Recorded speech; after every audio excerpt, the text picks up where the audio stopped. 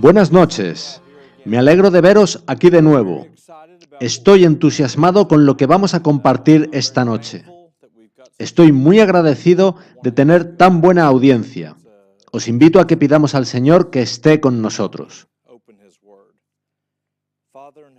Padre Celestial, en fe te pedimos por tu bendición esta noche. Envía tus ángeles a guardarnos y protegernos. Abre nuestros ojos para que podamos ver tu gloria. En el nombre de Jesús te lo agradecemos. Amén. El mensaje de esta noche se titula Ecos del Edén, seréis como dioses. Y quisiera abrir con un pasaje de Isaías 51. Me gusta abrir con un texto de las Escrituras y también acabar con un texto de las Escrituras.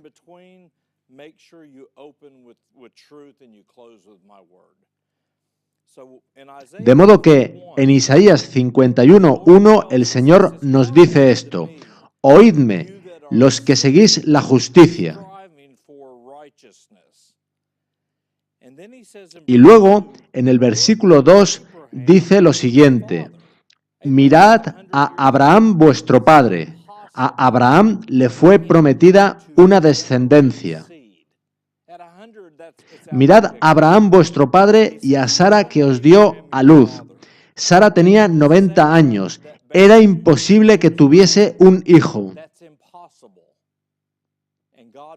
Y Dios, a los que buscamos que se desarrolle justicia en nosotros, nos dice que miremos a Abraham y a Sara.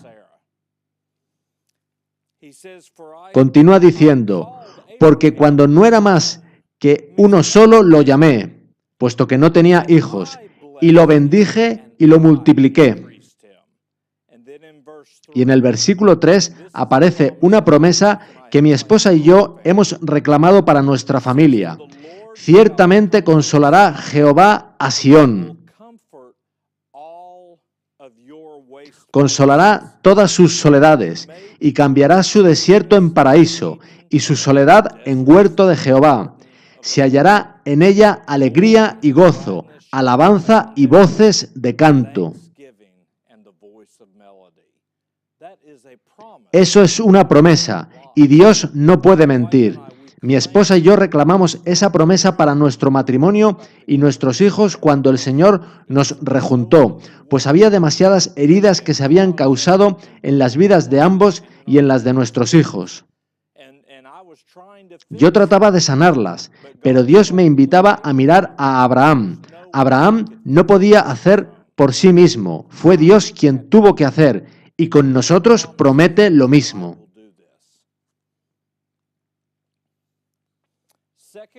En 2 Corintios 11:3 dice, pero temo que como la serpiente con su astucia engañó a Eva, mediante hipnosis, sean así corrompidos vuestros sentidos en alguna manera de la simplicidad que es en Cristo. A mí me gusta buscar el significado de las palabras. Durante toda mi vida había leído este versículo y nunca lo había entendido.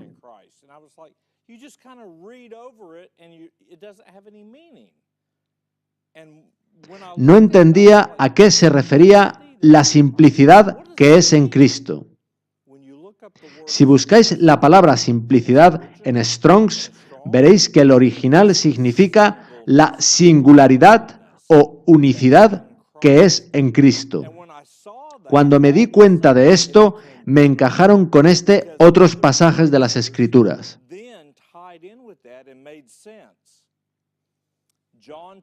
Os animo a leer por vosotros mismos Juan 10 del 30 al 38. Yo no leeré el pasaje entero, pero ahí Jesús dice, yo y el Padre uno somos.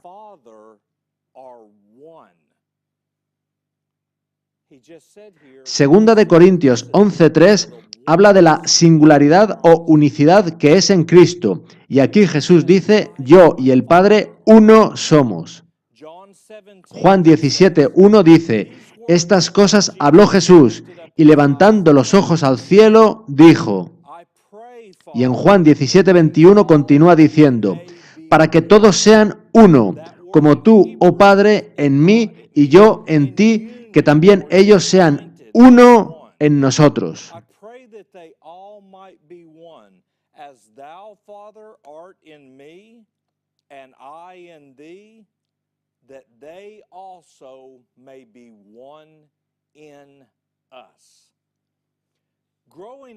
Creciendo como cristiano adventista del séptimo día, a menudo leía cosas cuya profundidad no entendía realmente.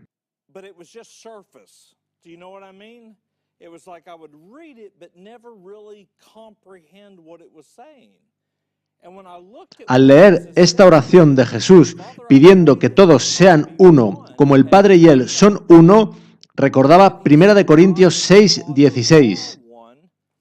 There's a verse in 1 Corinthians, I believe it's chapter 6. I want to touch on. Let me check here. 1 Corinthians chapter 6. Yes. Verse 16 and 17. Donde nuestro Padre Celestial nos dice, ¿o no sabéis que el que se une con una ramera es un cuerpo con ella?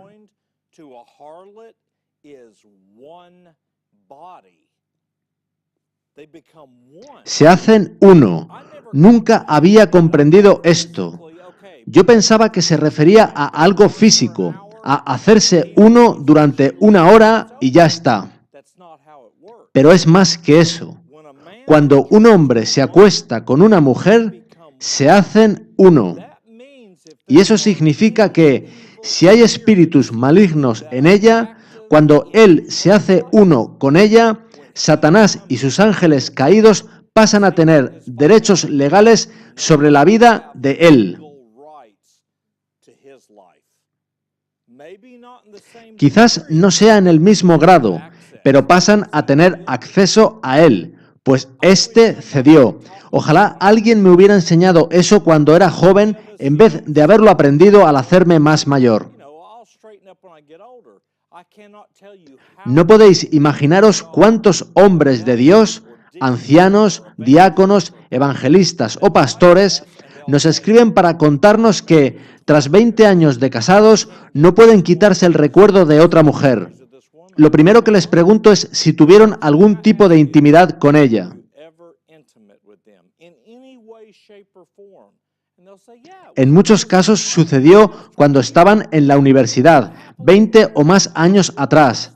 Ahora están felizmente casados y no quieren esos pensamientos, pero cuando se unieron a esa otra mujer en su juventud, se produjo una ligadura, se hicieron uno con ella. Y si esa mujer tenía espíritus malignos activos en su vida, esos espíritus pasan a tener derechos legales sobre la vida del hombre. Después de hablar del hombre que se une a una prostituta, escuchad lo que dice el Señor en 1 Corintios 6:17. Pero el que se une al Señor, un espíritu es con él. Cuando entramos en unión con Cristo, el mismo poder y presencia que Él tenía del Padre es ahora nuestro. Pues somos miembros de su cuerpo, de su carne y de sus huesos. Es una promesa poderosa. Y en los últimos 10 años de nuestro ministerio, he comprobado que las personas que tienen esas ataduras, tan pronto como confiesan y declaran al Señor su deseo de que Él corte ese cordón umbilical con esa otra persona, tan pronto como declaran su disposición a renunciar a todos los recuerdos, sentimientos y emociones concernientes a esa otra persona y reclaman la sangre derramada del Señor, esas ligaduras quedan rotas.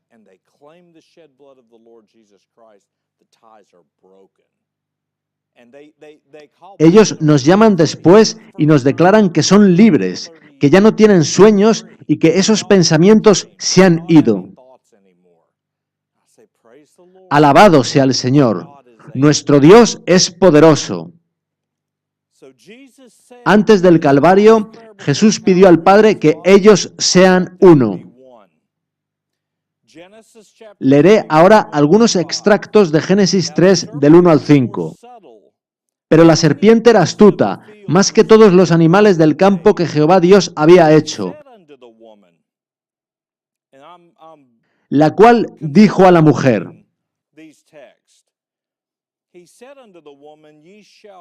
no moriréis, sino que sabe Dios que el día que comáis de él, serán abiertos vuestros ojos y seréis como Dios, sabiendo el bien y el mal. Make a note of that. Then your eyes shall be opened, and you shall be as gods, knowing both good and evil. Y la palabra sabiendo ahí significa discerniendo por uno mismo. En el capítulo 1 de Patriarcas y Profetas podéis leer que el ofrecimiento de Satanás era que, si tomaban de sus palabras, nunca más necesitarían en sus vidas la influencia divina de Dios.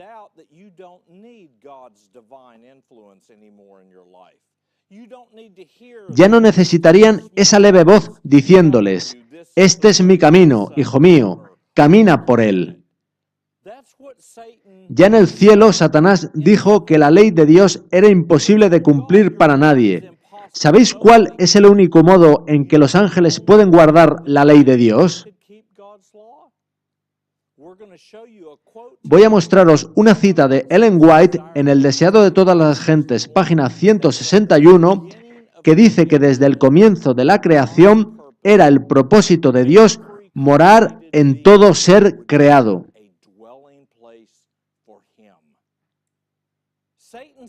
Satanás no quería que Dios morase en él. Se sentía un ser independiente, capaz de caminar solo. Sus alegatos sobre la imposibilidad de cumplir la ley de Dios fueron tan fuertes porque él intentó caminar sin Dios. Y eso es de lo que él trata de convencer a la humanidad desde el Edén, de no necesitar a Dios. Cuando vino a esta tierra, el Señor Jesucristo le pidió a su Padre que no lo soltara, que no podía hacer nada sin él.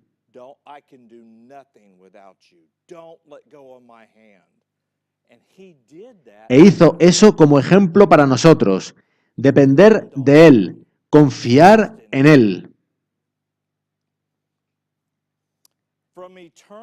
Desde las edades eternas había sido el propósito de Dios que todo ser creado, desde el resplandeciente y santo serafín hasta el hombre, fuese un templo para que en él habitase el Creador. Eso lo cambia todo. Démonos cuenta de que ese era el propósito de Dios desde el comienzo.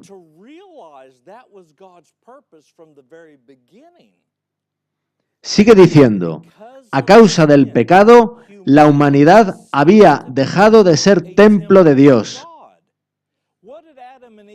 Las vestimentas de Adán y Eva antes de caer en el pecado eran de luz. Yo no creo que fueran vestimentas comunes puestas externamente.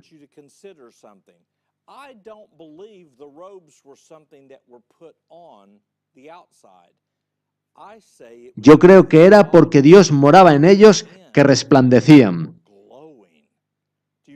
Recordad lo que dice el apóstol Pablo: tenemos este tesoro en vasos de barro. ¿Recordáis a Gedeón?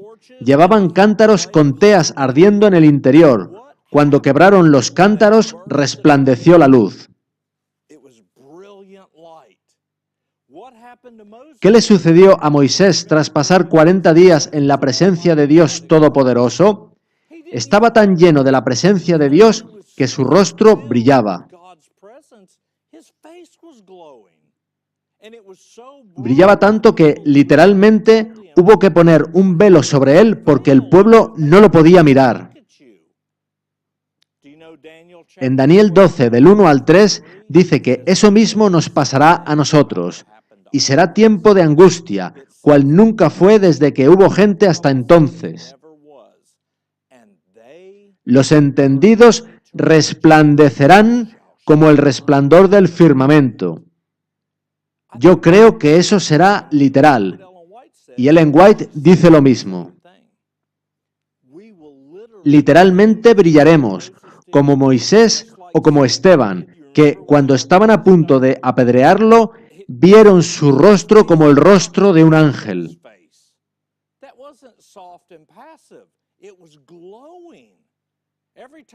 Cada vez que aparece un ángel en la Biblia, la gente caía como muerta ante su rostro. Sigue diciendo, a causa del pecado, la humanidad había dejado de ser templo de Dios. Ensombrecido y contaminado por el pecado, el corazón del hombre no revelaba la gloria del ser divino. Pero por la encarnación del Hijo de Dios se cumple el propósito del cielo.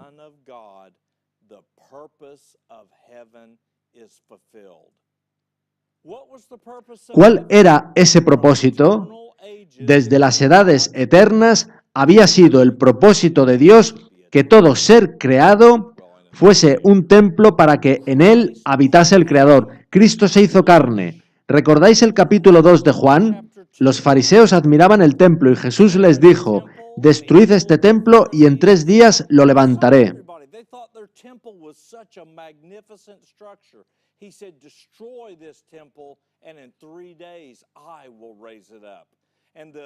Los incrédulos judíos dijeron, en 46 años fue edificado este templo y tú en 3 días lo levantarás. Mas él hablaba del templo de su cuerpo.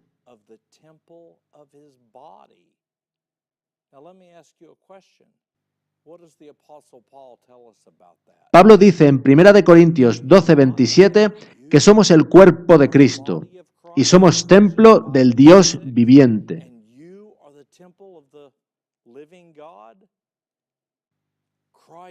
Cristo hizo algo como nuestro sustituto y garante, y si nos aferramos a eso por fe, podemos descansar en la promesa de que Dios morará en nosotros.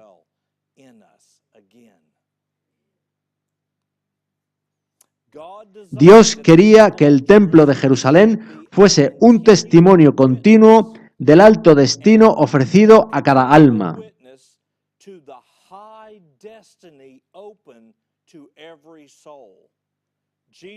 Jesús dijo, he puesto delante de ti una puerta abierta, el alto destino ofrecido a cada alma. Pero los judíos no habían comprendido el significado del edificio que consideraban con tanto orgullo. No se entregaban a sí mismos como santuarios del Espíritu Divino. ¿Recordáis lo que había en las cortinas del templo?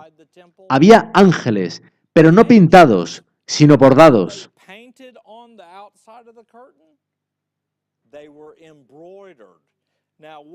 Bordados resulta mucho más caro que pintados, pues el hilo del bordado está entretejido en la tela.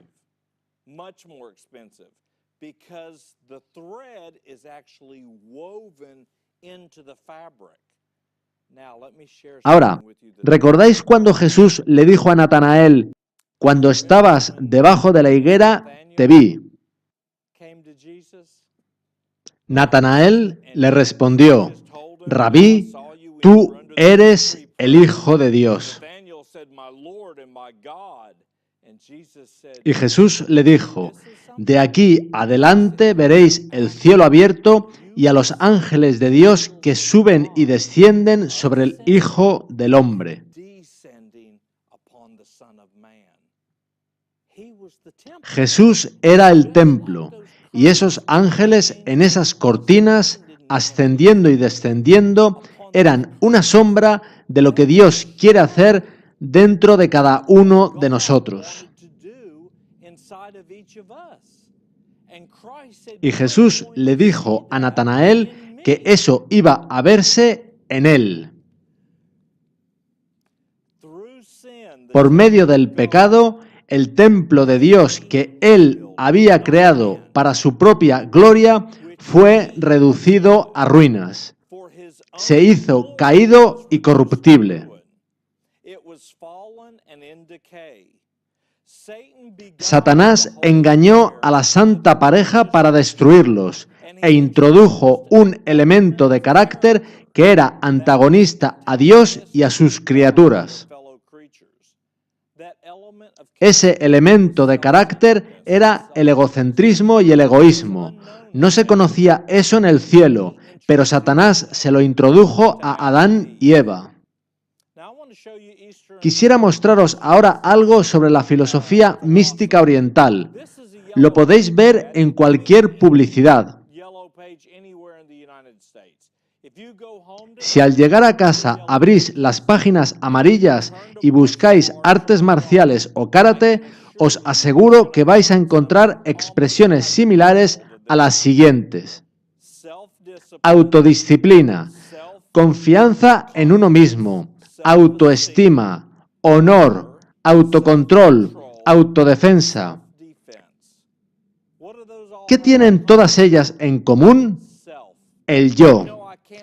Yo en la Biblia no encuentro nada que hable de autodefensa. Más bien veo promesas de que Dios es nuestro amparo. Yo no digo que haya que cruzarse de brazos si alguien viene a dañar a tu mujer o a tus hijos. Puedes comprarte un bote de gas pimienta por $25. No requiere entrenamiento y no hay ocultismo. Aprender artes marciales te va a suponer de $50 a $80 al mes, 2 clases a la semana y, por encima de todo, te vas a impregnar de ocultismo completamente.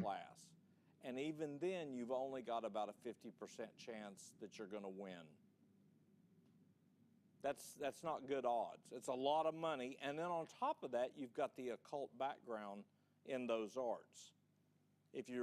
Si temes por tu vida y si aún no ha madurado tu fe para creer que Dios hará lo que ha prometido, compra gas pimienta. Es más barato y no tiene connotaciones ocultistas. La siguiente es una cita del Bhagavad Gita, las escrituras hinduistas, acerca del yoga. Dice así: el yoga es el viaje del yo, a través del yo y hacia el yo. Ese no es el carácter de nuestro Salvador, ¿verdad? Quisiera ahora enlazar esto con lo que hemos visto hasta aquí. Cuando el doctor John Harvey Kellogg comenzó a evidenciar públicamente sus creencias panteístas, él decidió publicar su libro El Templo Viviente.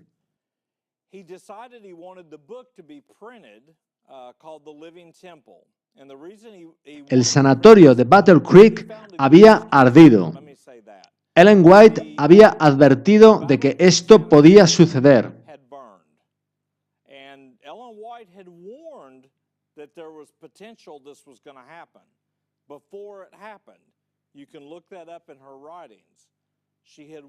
En vez de que el pueblo de Dios se extendiese a toda la nación y al mundo, Battle Creek se había convertido en un foco de concentración. Ella dijo que eso no era la voluntad de Dios.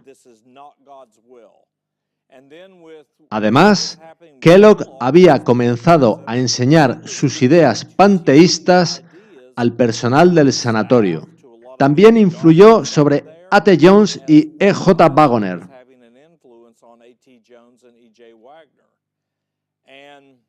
Así que Dios hizo arder el sanatorio de Battle Creek.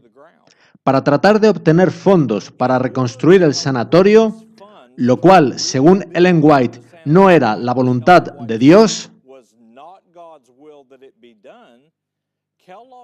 Kellogg decidió publicar su libro. Yo diría que él ya lo tenía escrito en gran parte, pero esto le impulsó definitivamente a publicarlo. So he went to Así que fue a la Review and Herald para su publicación. said, I want to have this Y cuando ya estaban listas las planchas para imprimir el libro, on. esa misma noche ardió la casa publicadora. We just start the printing the night that God burned down the publishing house. And Ellen White, Y Ellen White también lo había advertido.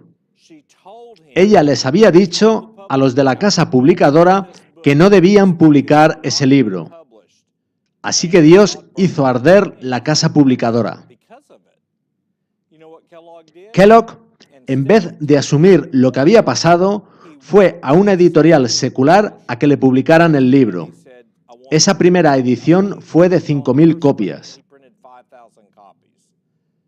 Anyway, Lo que es alarmante es que el libro se está reeditando actualmente. being printed again.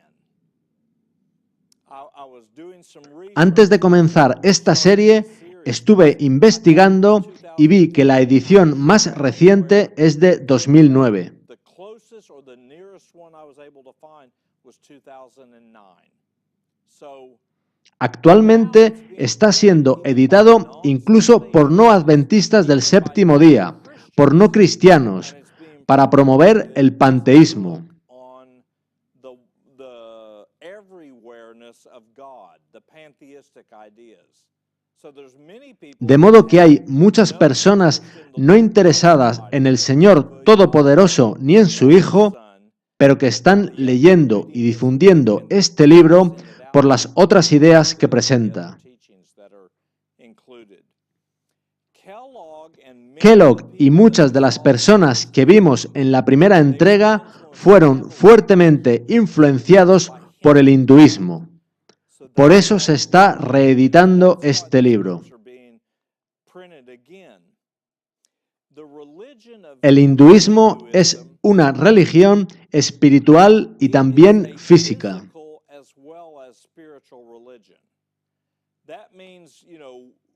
Nosotros, como cristianos, solemos congregarnos en una iglesia y participamos en estudios bíblicos y otras actividades.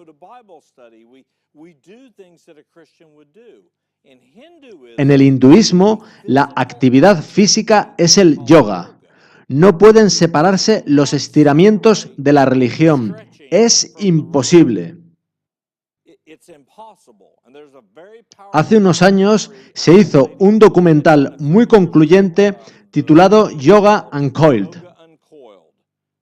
Recientemente murió la mujer que lo hizo. Aunque no de nuestra fe, ella era una ferviente cristiana. Investigó mucho sobre el asunto. De hecho, había practicado yoga durante 20 años. Ella entrevistó a personas que habían entregado sus vidas a Cristo tras haber practicado el hinduismo e incluso ser gurúes.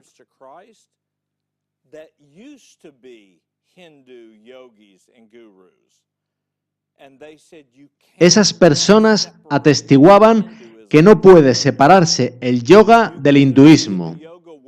Podéis ver en sitios web de yoga que, en sus propias palabras, ellos dicen: nuestro objetivo es evangelizar el mundo con el hinduismo y nuestro mayor éxito ha sido en los países occidentales.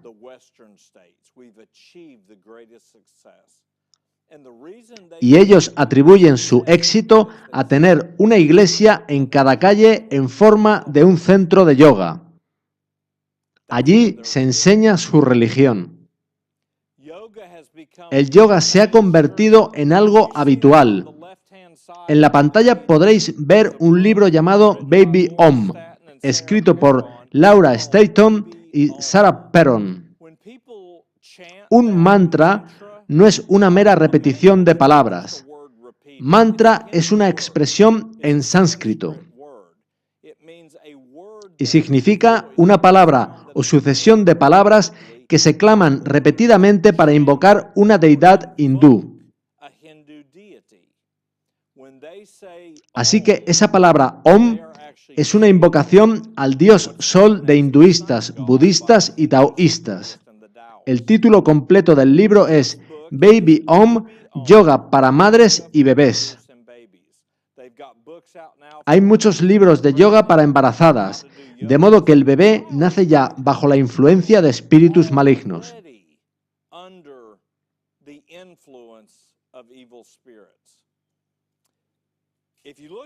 La siguiente imagen es de un té muy popular. Lo podéis encontrar en cualquier supermercado de este país.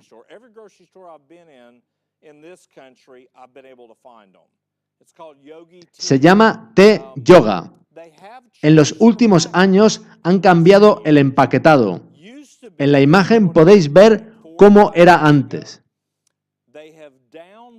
Han intentado minimizar la descarada componente religiosa que tenía en el frente, pero si miráis en la parte de atrás, en toda caja encontraréis instrucciones de cómo practicar una postura de yoga, o bien algún texto de las escrituras hindúes. Ahora, lo interesante es que en la taza de la imagen veréis un elefante negro. El yoga y el hinduismo se ven como algo maravilloso por los que lo practican. Ya en el siglo XIX, los maestros trascendentales como Henry Thoreau y otros hablan del hinduismo y de la India como lo máximo.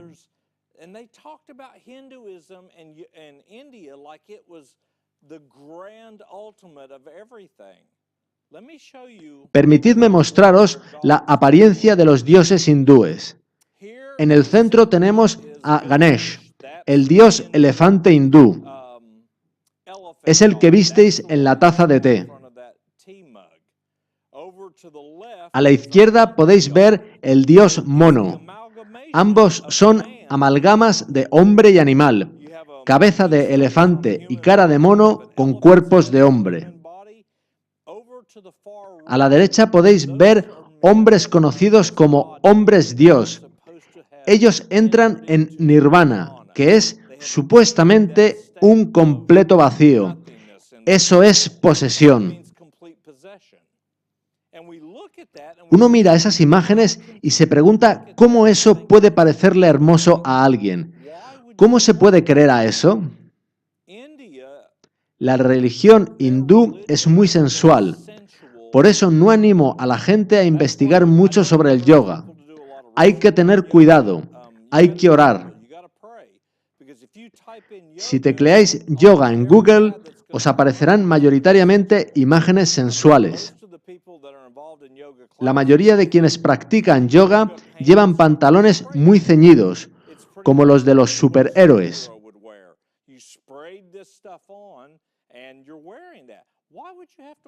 ¿Por qué?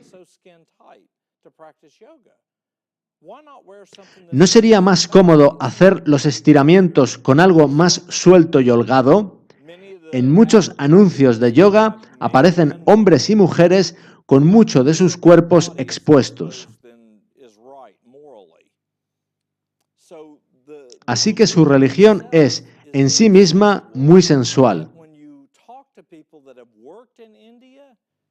Además, las ciudades de la India están muy sucias debido a su sistema de castas. La clase más baja, los intocables, no deben ser ayudados, pues en India se cree en la reencarnación, de modo que, si les ayudas, no estás permitiendo que paguen por sus pecados y tendrán que reencarnarse en intocables de nuevo. La palabra yoga está etimológicamente conectada a la palabra inglesa yugo. ¿Recordáis algún versículo que incluya la palabra yugo? Venid a mí todos los que estáis trabajados y cargados, y yo os haré descansar.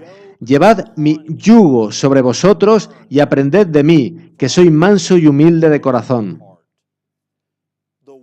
La palabra yoga en sánscrito significa unión con Brahma, que es el dios hindú, o bien unión del pequeño yo con el yo divino, el espíritu infinito.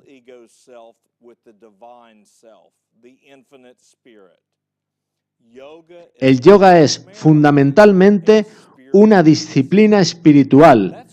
Así lo asegura Ananda Sangha Worldwide, una de las organizaciones de yoga más grandes del mundo. Hay muchos cristianos que piensan que el yoga es solo estiramientos, solo algo físico, pero aquí dice que no. Dice que es fundamentalmente una disciplina espiritual. De acuerdo con un reciente estudio de USA Today, el yoga ha crecido hasta convertirse en un negocio de 27.000 millones de dólares, con unos 20 millones de practicantes solo en Estados Unidos. Hace 20 años, si querías encontrar material de yoga, tenías que ir a una escuela de yoga. Ahora, en cualquier gran almacén, encontrarás todo un pasillo con vídeos, libros, colchonetas y vestimentas de yoga.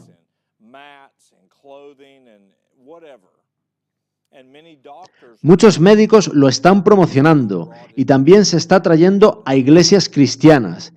Es una de las consideradas actividades de salud y forma física que más crece en el mundo. Podéis ver en pantalla una edición especial de 2003 de la revista Time en la que dice cómo tu mente puede sanar tu cuerpo y se ve a una chica en postura de yoga.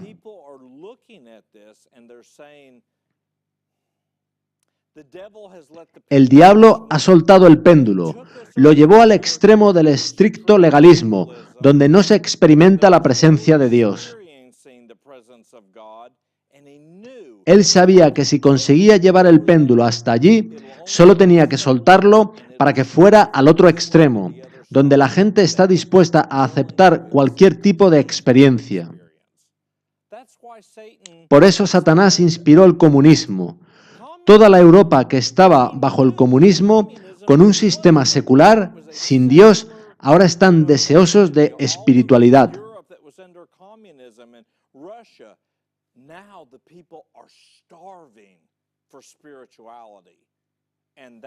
Y así es como Satanás encuentra tan fácil acceso a ellos.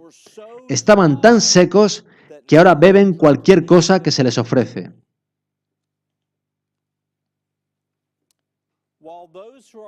Y cuando los que se dedican a estas ciencias se alaban exageradamente debido a las grandes y buenas obras que afirman llevar a cabo,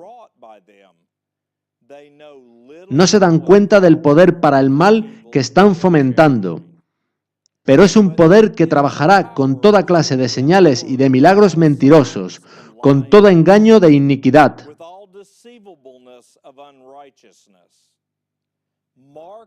Recordad la influencia de estas ciencias, apreciados lectores, porque todavía no ha terminado el conflicto entre Cristo y Satanás. Hace algunos años se estrenó una película titulada Avatar. Fue una de las más grandes producciones que jamás se había hecho. Nunca antes se habían conseguido unos efectos especiales iguales.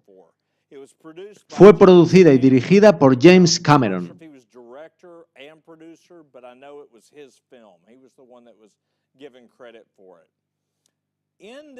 No recomiendo a nadie que la vea, ni siquiera para investigar. Yo nunca la he visto. He leído sobre ella y es suficiente. En esta película, la humanidad descubre que nuestro planeta va a ser destruido, de modo que comienza a buscar otro planeta donde poder sobrevivir. Descubren otro planeta, pero está habitado por unas criaturas azules que no están muy contentas con ver asomar a la humanidad en su planeta.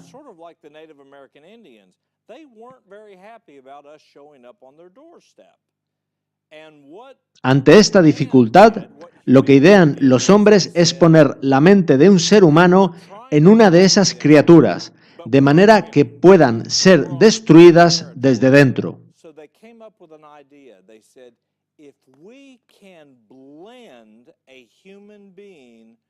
with one of them, his mind, the humans, inside of their body, we can then destroy them from the inside out. That sounds demonic. Suena demoníaco, ¿verdad?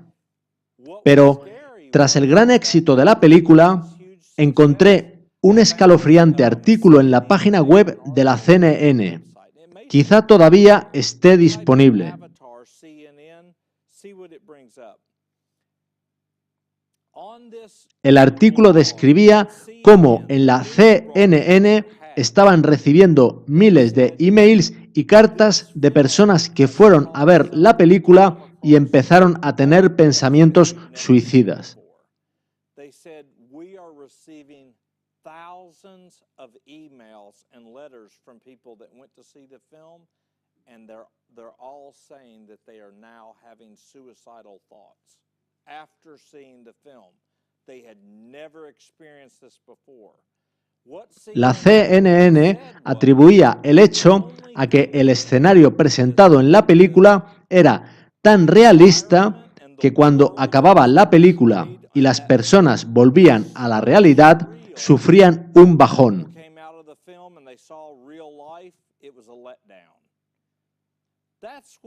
Eso es lo que decía la CNN, pero yo no creo que fuera así.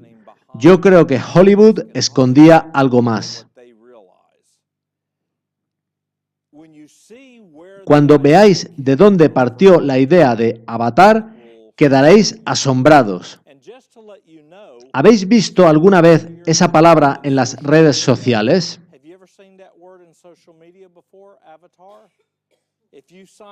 Si os inscribís en Facebook, se os va a pedir escoger un avatar, un símbolo que os represente. Lo mismo en Twitter, WordPress o cualquiera otra. Te pedirán escoger un avatar y tú puedes tomar uno que te ofrezcan, comprar una imagen online o bien poner una foto tuya. Pero el caso es que lo llaman por esta palabra hindú, avatar. Esa palabra en sánscrito significa literalmente los que descendieron o cayeron de los cielos. Eso es lo que significa la palabra avatar. Lo busqué en un diccionario hindú.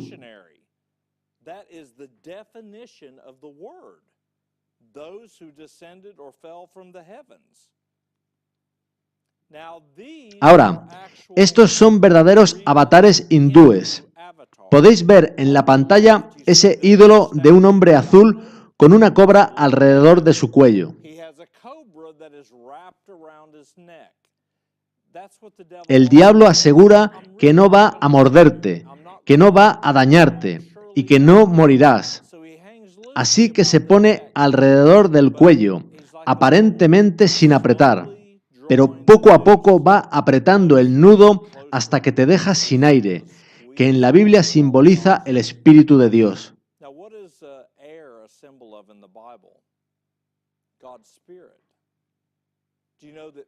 ¿Sabéis que las personas que tienen orgullo suelen tener dificultades para creer las promesas de Dios? El orgullo es un espíritu que actúa como lo que hemos visto. Corta la conexión entre el cerebro y el corazón. De modo que puedes leer la Biblia, entendiendo incluso griego y hebreo, pero se te hace muy difícil creer, conocer y sentir el amor de Dios y su presencia en tu vida.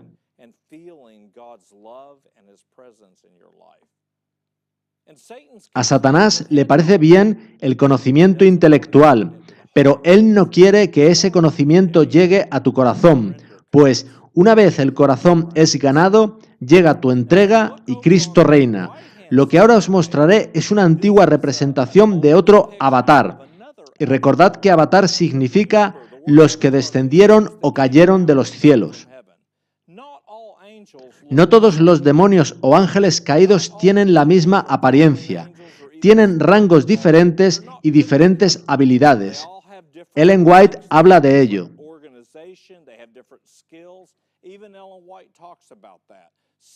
Algunos de ellos influencian en Hollywood. Otros tienen como tarea los escritores. Podéis leerlo en el libro Un viaje a lo sobrenatural, de Roger Morneau. Él cuenta lo mismo, que hay ángeles caídos diferentes, con diferentes cometidos. El que veis en pantalla lleva un medallón que se llama mudra, que es una especie de talismán para invocar espíritus caídos.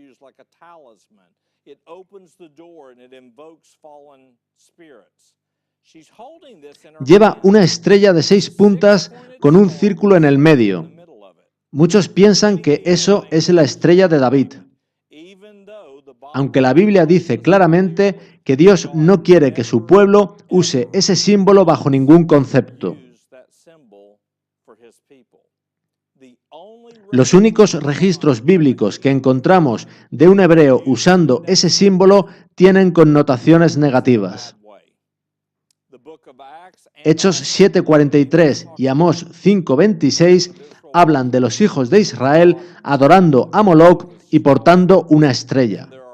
También hay registros ocultos que hablan de cómo el rey Salomón, cuando cayó en apostasía, usaba ese símbolo, que era utilizado para abrir las puertas al mundo espiritual.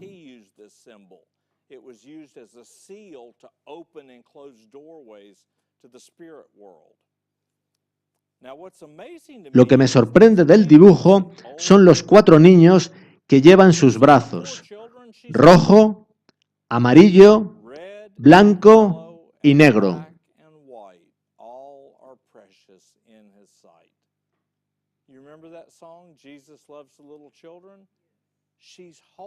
Lleva a todos los niños del mundo en sus brazos, los está alimentando.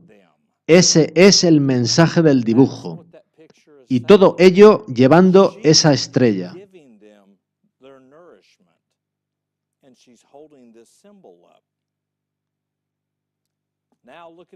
Fijaos ahora en esta foto del Papa Benedicto XVI. ¿Podéis ver lo que hay en su tiara? También la estrella de 6 puntas. La palabra católico significa universal y, ya lo comentamos, para Roma reunir a todo el mundo ha de encontrar terreno común con los demás.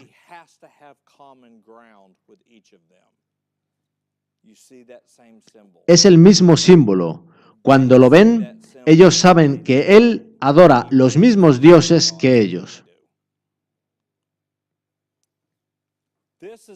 La siguiente es una declaración de Moriei Ueshiba, el fundador del Aikido.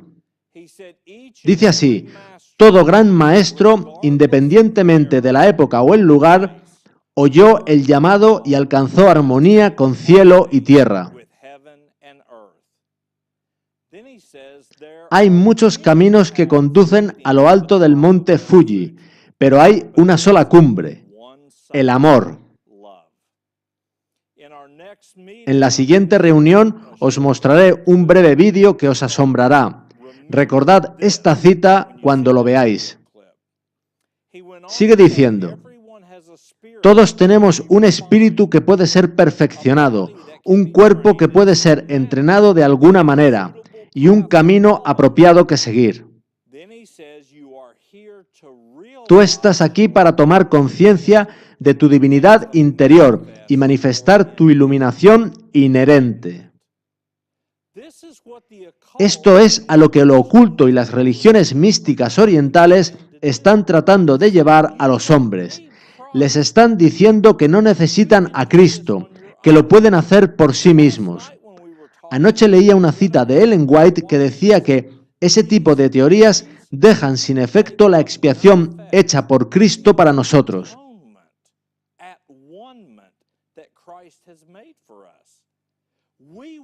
Fuimos de nuevo hechos uno con Dios por medio de Cristo Jesús.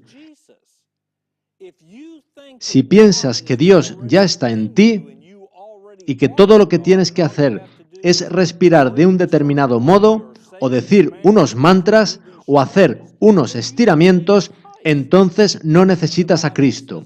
Pero Jesús dice, nadie viene al Padre sino por mí. Satanás está arrastrando a millones hacia la destrucción. Los sofismas concernientes a Dios y la naturaleza, que inundan el mundo de escepticismo, son inspirados por el ángel caído. Él estudia la Biblia, conoce la verdad que es esencial para la gente. Satanás no es estúpido, él sabe lo que Dios quiere hacer en nuestras vidas. Por eso lleva desde el siglo XIX tratando de falsificar el mensaje del tercer ángel de justicia por la fe.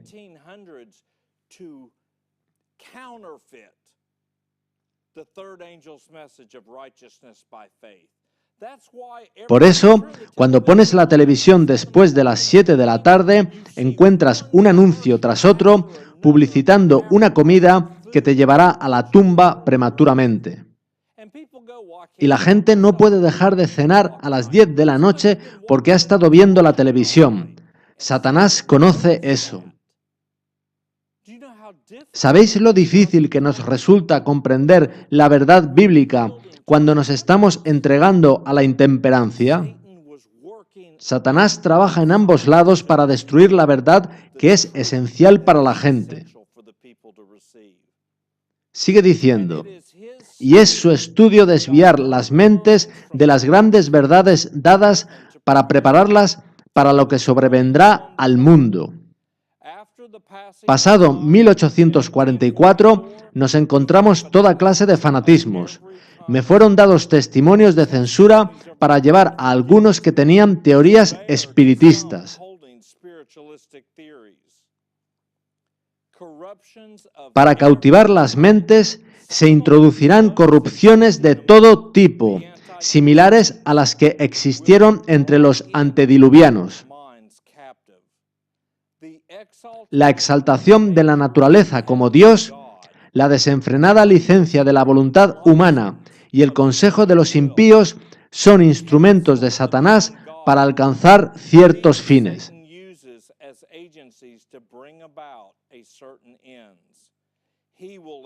Se valdrá del poder de la mente sobre la mente para ejecutar sus planes. Lo más triste de todo es que, colocados bajo su influencia engañosa, los hombres tendrán una apariencia de piedad sin estar en verdadera comunión con Dios.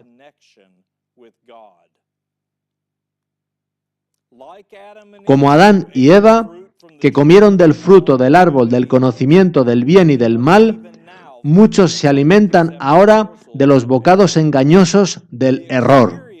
Se repetirá la experiencia del pasado. En lo porvenir, las supersticiones satánicas cobrarán formas nuevas. El error será presentado de un modo agradable y halagüeño. Falsas teorías, revestidas de luz, serán presentadas al pueblo de Dios.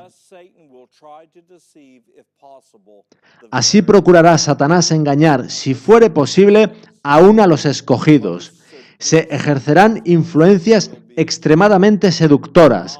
Las mentes serán hipnotizadas. El otro día comentábamos que se está haciendo hipnosis por medio de la programación neurolingüística. La están usando pastores, no solo de nuestra iglesia, sino de todas.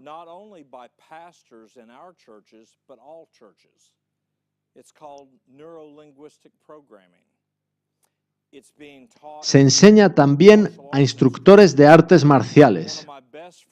En cierta ocasión fui a visitar a un amigo que era instructor. Él tenía una escuela mayor que la mía. Llevábamos en las artes marciales más o menos el mismo tiempo, pero él había abierto su propia escuela antes que yo la mía.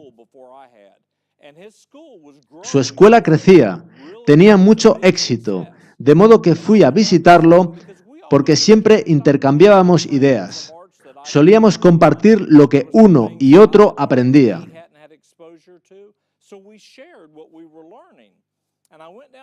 Así que fui a visitarlo y él me pidió que nos sentáramos a hablar sobre mi escuela. Él me dijo que había ido a una reunión con otros maestros de la zona en que vivía, en una ciudad grande del sur de los Estados Unidos. Me dijo que uno de esos maestros conocía a un hombre que ayudaba a empresarios norteamericanos.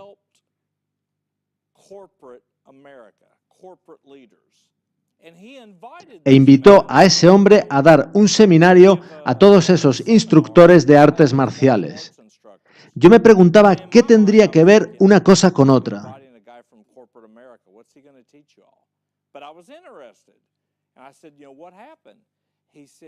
Él me dijo que ese hombre les enseñó a hacer crecer sus escuelas enormemente.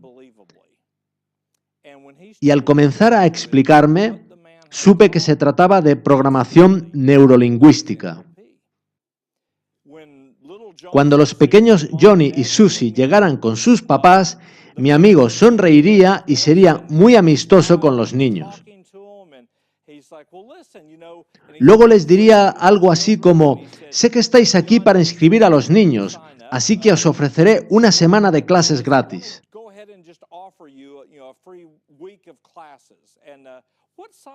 ¿Cuál es la talla de la niña? ¿Y la del niño? Creo que estos uniformes que tengo aquí irán perfectos para ellos. Eso es la programación neurolingüística. Él les dice lo que van a comprar y lo que se van a poner.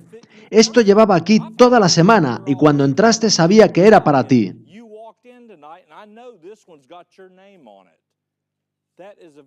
Esta es una forma muy básica de programación neurolingüística. Luego les diría algo así como: aquí está vuestro contrato. No tenéis que preocuparos por nada. Todo va a ir muy bien. Va a ser un éxito para vuestros hijos. Mi amigo me dijo que, después de empezar a usar ese método, no había perdido ni un cliente que había asomado a la puerta. Eso, una mente sobre otra mente, está utilizándose en nuestras iglesias. En nuestra siguiente reunión lo veremos más en detalle. Terminemos con una oración. Padre Celestial, te damos gracias por tu amor, tu bondad y tu misericordia. Y te damos gracias por la luz que nos has dado por medio de tu Hijo, nuestro Señor y Salvador Jesucristo. Envía tus ángeles a llenar este ministerio y esta sala. Y Padre, llena nuestros corazones con tu presencia.